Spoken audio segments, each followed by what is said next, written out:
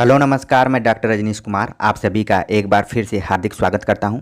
आज के video lecture में हम बातचीत करेंगे स्थापना और तर्क पर आधारित जो प्रश्न परीक्षाओं में पूछे जा रहे हैं, खासतौर से यूजीसी, एनटीए नेट और जेएनयू एमए हिंदी साहित्य के एंट्रेंस में इस तरीके के सवाल पूछे गए हैं। इसके अलावा लेक्चरशिप और असिस्टेंट प्रोफेसर की जितनी भी परीक्षाएँ होती हैं या फिर होने वाली हैं, उनमें भी इस तरीके के सवाल पूछे जा सकते हैं। स्थापना और तर्क पर आधारित जो प्रश्न होते हैं, ये प्रायः जितने भी कालखंड हैं हिंदी साहित्य के इतिहास में, उनकी प्रवृत्तियों से संबंधित, उनकी विशेषताओं से संबंधित कुछ वाक्य रहते हैं और फिर उस पर आधारित तर्क रहता है, वहाँ से सवाल पूछे जाते हैं। इसके अलावा आलोचकों के जो कथन होते हैं या फिर जो भी विधाएँ हैं, चाहे वो कविता हो, चाहे उपन्यास, कहानी और अन्य गद्य विधाएँ हैं, उनके विषय वस्तुओं से भी प्रश्न को बनाया जाता है और स्थापना और तर्क के माध्यम से 4 विकल्प दिए गए रहते हैं। उन विकल्पों के आधार पर सही उत्तर का चुनाव करना रहता है। तो कई बार स्थापना को लिख देता है कथन और कई प्रश्नों में आप देखेंगे लिखा रहेगा अभिकथन। ठीक, कथन और अभिकथन। और तर्क तो केवल तर्क के रूप में ही रहता है। तो मुख्य बात ध्यान में रखने वाली है कि जो स्थापना और तर्क का संबंध है, उसी के आधार पर आपको प्रश्नों का जवाब देना है। हो सकता है कि स्थापना सही हो और तर्क गलत हो, और कई बार तर्क सही रहता है और स्थापना गलत हो जाती है। तो इन्हीं दोनों के संबंधों को हमको ऐसे प्रश्नों में खोजना पड़ता है। तो हम प्रैक्टिस करेंगे और देखेंगे कि किस तरीके से सवाल पूछे गए हैं और आगे की परीक्षाओं में पूछे जा सकते हैं। अगर पहले सवाल पर बात करें तो पहला सवाल है कि आधुनिकता एक अनवरत और अंतहीन प्रक्रिया है। ये स्थापना दी गई। तर्क है क्योंकि प्रत्येक परिवर्तन नए संशयों, सिद्धांतों और संभावनाओं को जन्म देता है। जो प्रत्येक परिवर्तन है वो नए संशयों, सिद्धांतों और संभावनाओं को जन्म देते हैं, क्योंकि आधुनिकता एक अनवरत और अंतहीन प्रक्रिया है। तो देख रहे हैं स्थापना दी जा रही है आधुनिकता को लेकर कि वह एक अनवरत मतलब लगातार चलने वाली प्रक्रिया है और समाप्त होने वाली भी प्रक्रिया नहीं है, क्योंकि जितने भी परिवर्तन होते हैं वो कोई न कोई सिद्धांत और कोई न कोई संभावना की तरफ संकेत करते हैं, उसको जन्म देते हैं। तो इस तरह से आप देखेंगे कि ये दोनों कथन क्या हैं, सही हैं। ठीक, स्थापना भी सही है और तर्क भी सही है। तो इस तरह से इसका जो सही जवाब होगा वो होगा ए, मतलब ए और आर दोनों कथन क्या हैं, सही हैं। इसमें कूट भी दिया रहता है, कूट के आधार पर हमको प्रश्न का जवाब देना रहता है। दूसरा प्रश्न है, स्थापना है कि दलित चिंतन और साहित्य में अभिव्यक्त मनुष्य गांधी का हरिजन ही है। तर्क दिया जा रहा है क्योंकि दलित साहित्य में मुख्यतः बाबा साहब अम्बेडकर के सामाजिक राजनीतिक चिंतन को अपनाया गया है। तो आप देख रहे हैं कि तर्क तो सही है कि दलित साहित्य में जो भी चिंतन या विचारधारा को अपनाया गया है वह बाबा साहब अम्बेडकर, भीमराव अम्बेडकर का है और दूसरा फूले का। ठीक है, इन्हीं दोनों के विचारों पर दलित साहित्य चल रहा है। बाकी जो स्थापना दी गई है कि दलित चिंतन और साहित्य में अभिव्यक्त जो मनुष्य है वो गांधी का हरिजन ही है, तो ये क्या है, गलत है। क्योंकि आप जानते हैं कि गांधी और अम्बेडकर में खासतौर से हमेशा डिबेट होता रहा। सामाजिक रूप से समानता की जो बात की जा रही थी, तो गांधी ने जो शोषित वर्ग था उस समय का और दलित वर्ग था, उसको एक शब्द दिया था, हरिजन शब्द दिया था। उनका मानना था कि अगर हरिजन कह देंगे तो लोग इससे अपने से जोड़ कर रखेंगे और उनके प्रति सहानुभूति रखेंगे, उनका उतना शोषण नहीं करेंगे। लेकिन भीमराव अम्बेडकर ने इसका विरोध किया। उन्होंने कहा कि दलित शब्द ज़्यादा सही है वनस्पति हरिजन के। ठीक है, तो स्थापना क्या है वो गलत है और जो तर्क है वो क्या है, सही है। तो इस तरह से इसका जो सही जवाब होगा सी होगा कि ए गलत है और आर क्या है, सही है। ऐसे ही सोच समझकर आपको आंसर देना है और बाकी इस तरह के प्रश्नों को हल करने के लिए आपको काफ़ी गंभीरता से पढ़ाई करने की ज़रूरत है। आप वन लाइनर किताबों को, ऑब्जेक्टिव्स किताबों को पढ़कर ऐसे प्रश्नों को नहीं हल कर सकते हैं। जब तक आप टेक्स्ट को ठीक से नहीं पढ़ेंगे, आलोचना को ठीक से नहीं पढ़ेंगे, प्रत्येक कालखंड की विशेषताओं को नहीं जानेंगे, तब तक ऐसे प्रश्नों को नहीं हल कर पाएंगे। तीसरा प्रश्न है, स्थापना दी गई है कि काव्य का सर्वस्व अलंकार है। तर्क दिया जा रहा है क्योंकि केवल अलंकारों से ही कविता कामनी का आंतरिक और बाह्य सौंदर्य निखरता है। ठीक है, तो क्या स्थापना जो है वो सही है? कि काव्य का सर्वस्व अलंकार है, ऐसा नहीं है। आप जब भारतीय काव्यशास्त्र पढ़ेंगे तो उसमें काव्य की आत्मा को लेकर किसी ने कहा कि रस है, किसी ने कहा कि अलंकार है, किसी ने कहा कि गुण है, किसी ने कहा रीति है, किसी ने कहा ध्वनि है, किसी ने औचित्य और वक्रोक्ति की बात की। तो इस तरह से अलग अलग लोगों ने काव्य की आत्मा को स्वीकार किया है। तो यहाँ पर लिखा है काव्य का सर्वस्व अलंकार है, जो कि गलत है। और जब अलंकार गलत हो गया तो तर्क भी क्या होगा, वो गलत हो जाएगा। तो इस तरीके से इसका जो सही जवाब होना चाहिए वो होना चाहिए कि दोनों क्या हैं, गलत हैं। ठीक है, ए और आर दोनों क्या हैं, गलत हैं। अगला प्रश्न है कि जैसे विश्व में विश्वात्मा की अभिव्यक्ति होती है वैसे ही नाटक में रस की। तर्क दिया जा रहा है क्योंकि संघर्ष की नाट्य स्थितियों में ही रसास्वादन की प्रक्रिया होती रहती है। ठीक है, तो स्थापना ये क्या है, सही है कि जैसे विश्व में विश्वात्मा की अभिव्यक्ति होती है वैसे ही नाटक में रस की होती है। आप जानते हैं कि नाटक में रस को प्रमुख माना गया है, जिसमें कि आचार्य भरत ने कुल 8 रसों को माना और इसमें रस, नेता और वस्तु, इन 3 गुणों को माना गया है, जिसमें कि रस प्रमुख है। तो ये बात सही हो गई। और तर्क क्या है, क्योंकि संघर्ष की नाट्य स्थितियों में ही रसास्वादन की प्रक्रिया होती है। ये भी तर्क क्या है, सही है। तो इस तरह से इसका जो सही जवाब होगा ये होगा कि दोनों सही हैं। तो इसलिए आपको सूक्ष्म तरीके से हर एक एंगल्स को जानने की ज़रूरत है। इसलिए आपको जो मूल किताबें हैं उनको पढ़ना पड़ेगा, चाहे वो हिंदी साहित्य का इतिहास हो, चाहे भारतीय काव्यशास्त्र हो, चाहे पाश्चात्य काव्यशास्त्र हो। अगला प्रश्न है कि बिंबवाद में शब्दों की कम खर्ची, भाषा के समास गुण, कम से कम शब्दों के प्रयोग से अधिक अर्थ व्यंजना को महत्व दिया गया है। ये स्थापना है। तर्क है कि बिंबवाद के समर्थकों का मानना था कि विषय का सपाट और प्रत्यक्ष निरूपण किया जाना चाहिए। ये क्या है, गलत है। क्योंकि बिंबवाद के बारे में मैंने पढ़ाया था आपको, बिंब की परिभाषा बताते हुए अभी पिछले ही लेक्चर में, कि इसमें क्या होता है, अमूर्त को मूर्त करने की कोशिश की जाती है। ठीक है, तो पहले अमूर्त रहता है, इसके बाद कोई चीज़ मूर्त किया जाता है। तो समर्थकों का मानना था कि विषय क्या है, सपाट होना चाहिए एकदम। तो सपाट अगर विषय रहेगा तो फिर बिंब ठीक से नहीं उभर पाएगा और प्रत्यक्ष निरूपण किया जाना चाहिए। तो ये भी बात उनकी सही नहीं है। तो इस तरीके से जो इसका सही आंसर है, स्थापना तो सही है लेकिन जो तर्क है वो क्या है, गलत है। तो इस तरीके से इसका सही जवाब होगा कि ए सही है और आर क्या है, गलत है। अगला प्रश्न है, कविता केवल वस्तुओं के ही रंग रूप में सौंदर्य की छटा नहीं दिखाती, प्रत्युत कर्म और मनोवृत्तियों के सौंदर्य के भी अत्यंत मार्मिक दृश्य सामने लाती है। ये क्या है, स्थापना है। स्थापना में कहा गया कि कविता केवल वस्तुओं के ही रंग रूप में सौंदर्य की छटा नहीं दिखाती बल्कि कर्म और मनोवृत्ति के सौंदर्य के भी अत्यंत मार्मिक दृश्य सामने लाती है।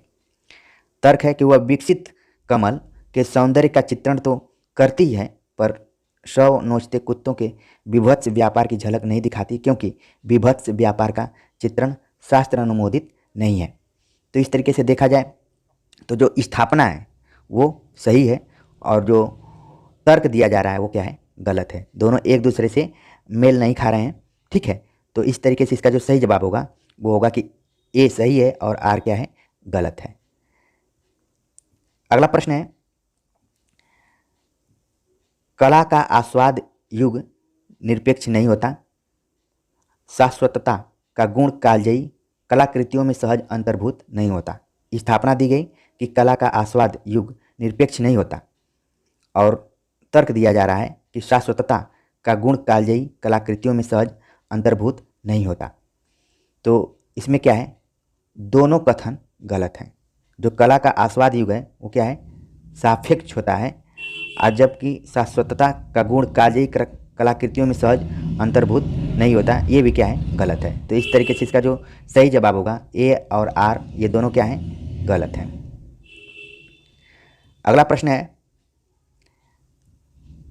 कविता का अंतिम लक्ष्य जगत के मार्मिक पक्षों का प्रत्यक्षीकरण करके उनके साथ मनुष्य हृदय का सामंजस्य स्थापन है। ये तो स्थापना हो गई। और ये कोटेशन आप समझ गए होंगे कि किसका है। ये कोटेशन है आचार्य रामचंद्र शुक्ल का, कविता क्या है से लिया गया है। ठीक है, और उनका ये मानना है कि कविता का अंतिम लक्ष्य जगत के मार्मिक पक्षों का प्रत्यक्षीकरण करके उनके साथ मनुष्य हृदय का सामंजस्य स्थापन करना है। तर्क दिया जा रहा है यहाँ पर, केवल मनोरंजन करना कविता का उद्देश्य नहीं है। तो एक तरीके से ये दोनों कथन यहाँ पर क्या हैं, सही हैं। ठीक है, कविता का जो उद्देश्य है केवल मनोरंजन करना नहीं है। आपने मैथिली शरण गुप्त की एक पंक्ति भी सुनी होगी, ठीक है। कवि कर्म केवल मनोरंजन नहीं है बल्कि उसका कोई न कोई उसमें उपदेश देने की बात होती है। तो ये दोनों कथन क्या है, स्थापना भी सही है और तर्क भी सही है। इस तरीके से ए और आर दोनों क्या हैं, सही हैं। अगला प्रश्न है, स्थापना दी जा रही है कि 19वीं शताब्दी का नव जागरण भक्तिकालीन लोक जागरण से भिन्न इस बात में है कि वह उपनिवेशवादी दौर की उपज है। आप देख रहे हैं, हमने नव जागरण पर भी चर्चा कर लिया है और यहाँ पर दो कालखंडों की नव जागरण की बात की जा रही है। एक तो 19वीं शताब्दी की और दूसरी भक्तिकालीन जो लोक जागरण है। कहा जा रहा है कि वह इस बात में भिन्न है कि वह उपनिवेशवादी दौर की उपज है। तर्क दिया जा रहा है कि उनकी ऐतिहासिक अंतर्वस्तु एक समान है। ठीक, ऊपर में तो दोनों में भिन्नता बता दी गई, लेकिन कहा जा रहा है कि उनकी ऐतिहासिक अंतर्वस्तु क्या है, एक समान है। तो स्थापना तो सही है, लेकिन जो तर्क दिया जा रहा है वो क्या है, गलत है। तो इस तरीके से जो इसका सही जवाब होगा वो होगा ए सही है और आर गलत है। अगला प्रश्न है, स्थापना है, यूरोपीय साहित्य मीमांसा में कल्पना को बहुत प्रधानता दी गई। तर्क दिया जा रहा है, कल्पना काव्य का अनिवार्य साध्य है। तो इसमें हम देखते हैं कि कौन सा कथन सही है, कौन सा गलत है। ठीक, तो यहाँ जो है कि यूरोपीय साहित्य में, साहित्य मीमांसा में, मीमांसा मतलब समीक्षा में कल्पना को प्रधानता दी गई है, ये क्या है, सही है। और कल्पना काव्य का अनिवार्य साध्य है, ये क्या है, गलत है। इसके और भी पक्ष हैं यहाँ पर, केवल कल्पना ही नहीं है, उसमें प्रतीक है, बिंब है, मिथक है, ठीक है, फैंटेसी है, सारी चीज़ें हैं। तो इस तरीके से ए तो सही है, लेकिन आर क्या है, वहाँ पर गलत है। तो इसका सही जवाब जो होगा ए सही है और आर गलत है। अगला प्रश्न है, काव्य श्रवण या नाट्य दर्शन से आविर्भूत रस आनंद का ही पर्याय होता है। स्थापना दिया गया। अब तर्क है, क्योंकि पश्चिमी शास्त्रों में रस को ब्रह्मानंद का समानार्थी कहा गया है। ठीक है, तो पहला जो स्थापना है या कथन है वो तो सही है कि नाट्य दर्शन में आविर्भूत रस आनंद का ही पर्याय है। ठीक है, लेकिन जो तर्क दिया जा रहा है ये क्या है, गलत है। ब्रह्मानंद कुछ समानार्थी पश्चिमी शास्त्रों में यानी काव्य शास्त्रों में नहीं माना गया है, ये क्या है, गलत है। इस तरीके से सही जवाब हो जाएगा आपका ए सही है और आर गलत है। अगला प्रश्न है कि रस न तो निर्विकल्प ज्ञान का विषय है और न सविकल्पक। रस न तो निर्विकल्पक ज्ञान का विषय है और न सविकल्पक। क्योंकि तर्क दिया जा रहा है, क्योंकि रस की प्रतीति में श्रृंगार, वीर, हास्य, करुण आदि रस विशेष रूप से आभासित होते हैं, इसलिए रस निर्विकल्पक ज्ञान का विषय नहीं है। तो कथन दिया गया और यहाँ पर तर्क दिया जा रहा है। अब इसमें क्या है, दोनों क्या है, इसमें जो ए है वो क्या है, गलत है और आर क्या है, वो सही है। ठीक है, रस न तो निर्विकल्पक ज्ञान का विषय है और न सविकल्पक। देख रहे हैं कि पहले यहाँ पर रस को निगलेक्ट कर दिया गया है और दूसरे में कहा जा रहा है क्योंकि रस की प्रतीति में श्रृंगार, वीर विशेष आभासित होते हैं, इसलिए रस निर्विकल्पक ज्ञान का विषय नहीं है। ठीक है, तो आर तो सही है, जो तर्क दिया जा रहा है वो तो सही है, लेकिन ऊपर जो है वो दो ऑप्शंस देकर इसको क्या, अपनी स्थापना को, कथन को यहाँ पर गलत कर दिया जा रहा है। अगला प्रश्न है, काव्य और कला सृजन संघर्ष का फल है, क्योंकि सृजनशील व्यक्तित्व गतिशीलता के साथ अपने समय के अभावों और दबावों से जूझता है। ठीक है, तो काव्य और कला सृजन संघर्ष का फल है और तर्क दिया जा रहा है कि सृजनशील व्यक्तित्व गतिशीलता के साथ साथ अपने अभावों और दबावों से जूझता है। तो इसमें जो ए है वो उतना सत्य नहीं है जितना कि होना चाहिए, ये गलत है। और आर जो है वो क्या है, सही है। तो इस तरीके से इसका जो सही जवाब है वो है बी है। अगला प्रश्न है, कला भी ज्ञान का एक प्रकार और सत्य की उपलब्धि की एक साधना है, क्योंकि कला जगत में भी कलाकार के चित्त में जब वस्तु सत्य उद्भासित होता है तभी वह श्रेष्ठ कला में प्रवृत्त होता है। इसलिए हर महान कलाकृति सत्य से समन्वित है। ठीक है, तो ये दोनों वाक्य जो हैं ये सही है। कला भी ज्ञान का एक प्रकार और सत्य की उपलब्धि की एक साधना है, ये बात सही है। क्योंकि कला जगत में भी कलाकार चित्त में जब वस्तु सत्य के चित्त में जब वस्तु सत्य उद्भासित होता है तब वह श्रेष्ठ कला रचना में प्रवृत्त होता है। इसलिए हर महान कलाकृति सत्य से क्या है, जुड़ी हुई है, समन्वित है। तो ये दोनों कथन इसके क्या हैं, सही हैं। अगला प्रश्न है, मिथक शास्त्र मनुष्य की मानसिक संरचना को समझने की एक भ्रामक विद्या है, क्योंकि यह एक असत्य कथा, मिथ्या या कोरी कल्पना है। ठीक, तो जैसा कि मैंने मिथक के बारे में बताया था आपको कि ये मनगढ़ंत कहानियाँ हैं, लोक विश्वास पर आधारित हैं, बिना तर्क के इसे स्वीकार किया जाता है। ठीक है, तो ये दोनों कथन इसमें क्या है, सही हैं। सही जवाब आपका होगा ए। अगला प्रश्न है, संचारी भावों के उदय होने से रसावस्था को स्थायित्व प्राप्त होता है, क्योंकि विभाव, अनुभाव तथा संचारी भाव स्थायी भावों के सहायक और वर्धक होते हैं। तो जब आपने अलंकार रस पढ़ा होगा तो उसमें संचारी भाव 33, विभाव, अनुभाव, विभाव 2, अनुभाव 4 और संचारी भाव 33, स्थायी भाव 8। इनकी संख्या अभी ध्यान में रखिए। ये दोनों कथन क्या हैं, सही हैं कि संचारी भाव के उदय होने से रसावस्था को स्थायित्व प्राप्त होता है, और ये क्या होते हैं, सहायक और वर्धक होते हैं, ये दोनों होते हैं। तो इसका जो सही जवाब है वो ए और आर दोनों क्या है, सही हैं। अगला प्रश्न है, कथन दिया जा रहा है कि छायावाद रीति काव्य की भांति शुद्ध मानसल प्रेम का काव्य है। छायावाद रीति काव्य की भांति शुद्ध मानसल प्रेम का काव्य है, ये तो स्थापना दे दी गई। तर्क देख लेते हैं क्या है। तर्क है, क्योंकि छायावादी कविता में व्यक्तिनिष्ठ वासना की अभिव्यक्ति हुई है। ठीक है, तो तर्क और स्थापना इन दोनों में देखते हैं कि क्या सामंजस्य है। तो जो स्थापना है वो तो गलत है, लेकिन तर्क क्या है, वो सही है। क्योंकि छायावादी कविता में व्यक्तिनिष्ठ वासना की अभिव्यक्ति हुई है, आप आत्मा अभिव्यक्ति छायावाद की प्रमुख विशेषता रही है, तो आर तो सही है। लेकिन रीति काव्य की तरह ही इसमें शुद्ध मानसल प्रेम अभिव्यक्त हुआ है, ये क्या है, गलत है। अगला प्रश्न है, बिंब विधान और चित्रात्मकता काव्य में महत्वपूर्ण उपादान है, इनसे कविता में सौंदर्य की वृद्धि होती है, किंतु ये साध्य नहीं है।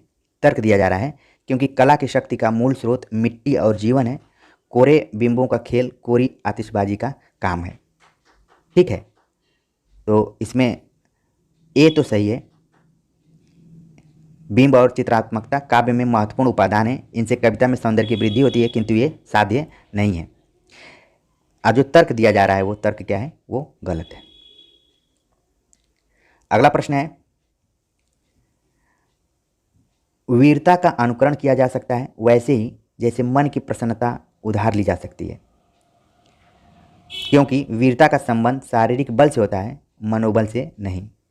तो ये जो कथन और तर्क है इसमें हम देखते हैं आपस में क्या संबंध है। वीरता का अनुकरण किया जा सकता है वैसे ही जैसे मन की प्रसन्नता उधार ली जा सकती है।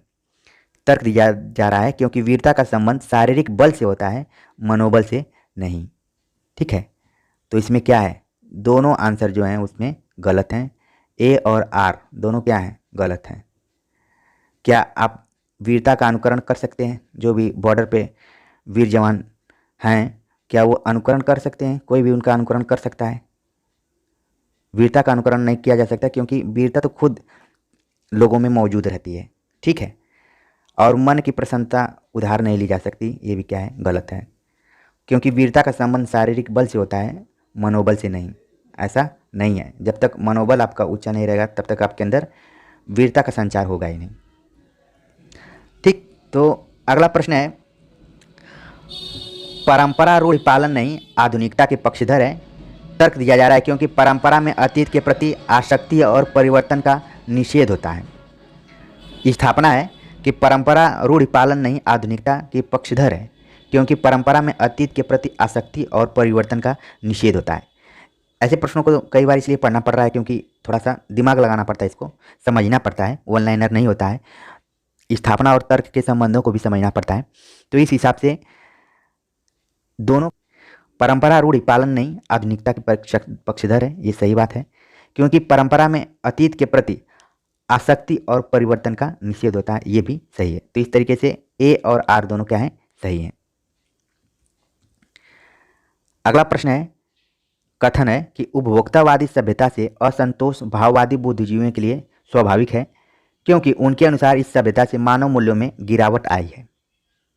ठीक है, दोनों कथन क्या हैं? सही हैं। उपभोक्तावादी सभ्यता में से असंतोष भाववादी बुद्धिजीवियों के लिए स्वाभाविक है, क्योंकि उनके अनुसार इस सभ्यता से मानव मूल्यों में गिरावट आई है। तो ये दोनों कथन क्या हैं? सही हैं। मतलब इसका जो सही आंसर होगा वो डी होगा।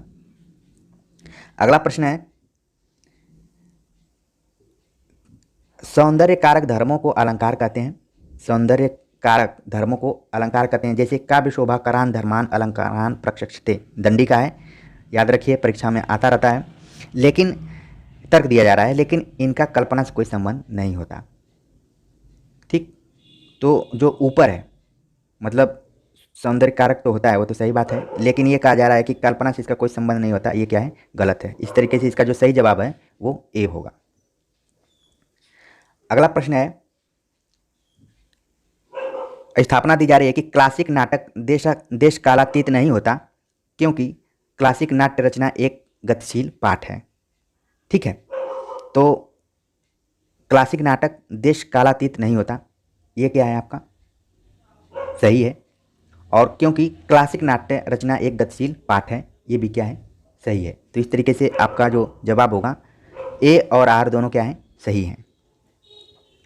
अगला प्रश्न है, जयशंकर प्रसाद का चंद्रगुप्त नाटक स्वतंत्रता और गणतंत्र का यूटोपिया है। काफ़ी इंपॉर्टेंट ये कथन, ध्यान में रखिए।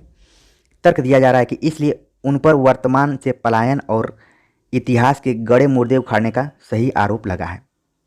अब इसको देखना होगा कि जयशंकर प्रसाद का चंद्रगुप्त नाटक स्वतंत्रता और गणतंत्र का यूटोपिया है। ठीक है,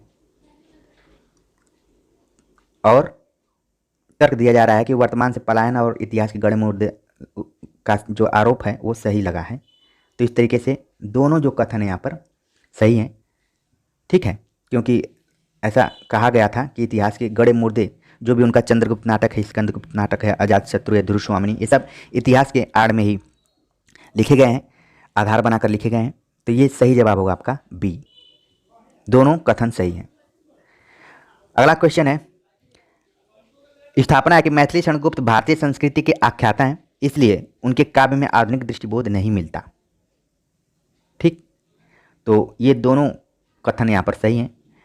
मैथिली क्षणगुप्त द्विवेदी युग के मशहूर कवि, उन्होंने भारतीय संस्कृति पर बहुत काम किया और उनके काव्यों में आधुनिक दृष्टिबोध नहीं मिलता, क्योंकि जो कथन है और तर्क है इन दोनों के संबंधों को देखते हुए तर्क भी सही है। तो इसलिए इसका जो सही जवाब है यहाँ पर दोनों क्या है? सही है। अगला प्रश्न है, भ्रम, कल्पना और प्रतिभा ज्ञान के विरुद्ध प्रत्यक्ष और ठोस अनुभव को महत्व देना आधुनिक बोध का प्रमुख लक्षण माना जा सकता है। तर्क दिया जा रहा है कि इस अनुभववादी दृष्टिकोण का प्रभाव काव्य की रचना प्रक्रिया और रसास्वादन की प्रणाली पर भी पड़ता है। तो अब देखिए, जो कथन है और तर्क है इन सब में आपसी संबंध क्या है? आपसी संबंध है कि जो स्थापना है यानी कि कथन है वो तो सही है, भ्रम, कल्पना और प्रतिभा ज्ञान के विरुद्ध प्रत्यक्ष और ठोस अनुभव को महत्व देना आधुनिक बोध का प्रमुख लक्षण माना जा सकता है। और जो तर्क दिया जा रहा है वो है कि इस अनुभववादी दृष्टिकोण का प्रभाव काव्य की रचना प्रक्रिया और रसायन प्रणाली पर पड़ता है, जो कि गलत है। अगला प्रश्न है, वे शब्द जो आज अमूर्त विचारों के वाहक हैं आरंभ में अनुभूत वस्तुओं के व्यंजक थे। ये तो आपका कथन हो गया। तर्क दिया जा रहा है, इसलिए सादृश्य विधान भाषा की मूल प्रकृति नहीं है। इसलिए सादृश्य विधान भाषा की मूल प्रकृति नहीं है। तो इन देखते हैं कि क्या इसमें कूट जो दिया गया है वो क्या है।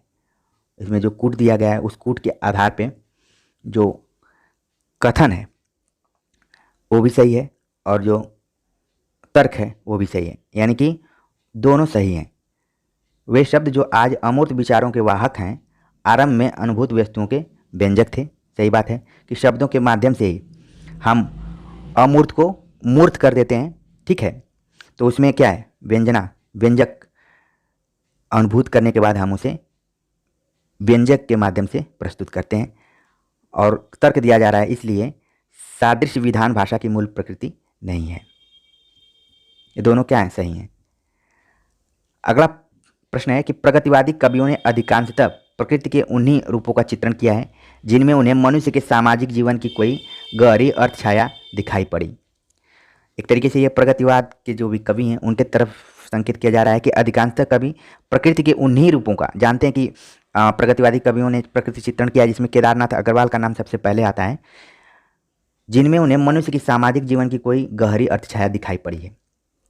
ठीक है, इसलिए उसमें सुपरिचित ग्राम में प्रकृति के स्थान पर प्रकृति का वन्य और पर्वतीय रूप चित्रित हुआ है। तो ये दोनों कथन क्या हैं, वो सही है। इसलिए जो इसका सही जवाब होगा वो डी होगा। अगला प्रश्न है, कहानी छोटे मुंह बड़ी बात करती है। काफ़ी इंपॉर्टेंट, कहानी नई कहानी नाम और सिंह की किताब से इस कोटेशन को बहु उठा लिया गया है। स्थापना दी गई कि कहानी छोटे मुंह बड़ी बात करती है। कई बार एग्जाम में पूछ भी लिया जाता है। तर्क है कि लेकिन लघु आकार के कारण कहानी संपूर्ण जीवन बोध और सामाजिक सत्य को प्रकाशित नहीं कर सकती। ये क्या है, ये भी बात सही है। तो दोनों कथन एक तरीके से सही हैं। ठीक है, ए और आर दोनों क्या हैं, सही हैं। अगला प्रश्न है, नारीवाद पितृसत्तात्मक समाज से संघर्ष का विमर्श है, इसलिए हिंदी का संपूर्ण स्त्री लेखन अपने लिए पुरुषों के अस्तित्व को नकारता है। तो ए तो सही है कि नारीवाद पितृसत्तात्मक समाज से संघर्ष का विमर्श है, एकदम बिल्कुल सही है। लेकिन पुरुष के अस्तित्व को नकारता है, ये क्या है, गलत है। तो इस तरीके से इसका जो सही जवाब होगा वो होगा ए सही है और आर गलत है। तो कथन और तर्क के आधार पर हमने कुल 30 प्रश्नों पर विचार किया। ऐसे प्रश्नों को हल करते समय थोड़ा टाइम लग जाता है, तो उम्मीद है कि आप सभी ने पूरी वीडियो को बड़ी तन्मयता से देखा होगा, धैर्य बनाकर देखा होगा और बहुत सारी चीज़ें आपको क्लियर भी हुई होंगी कि किस तरीके से ऐसे प्रश्नों को हल करना है। कमेंट्स कर जरूर बताइए कि यह प्रयास आप सभी को कैसा लगा। मिलते हैं एक नए टॉपिक के साथ, तब तक के लिए नमस्कार।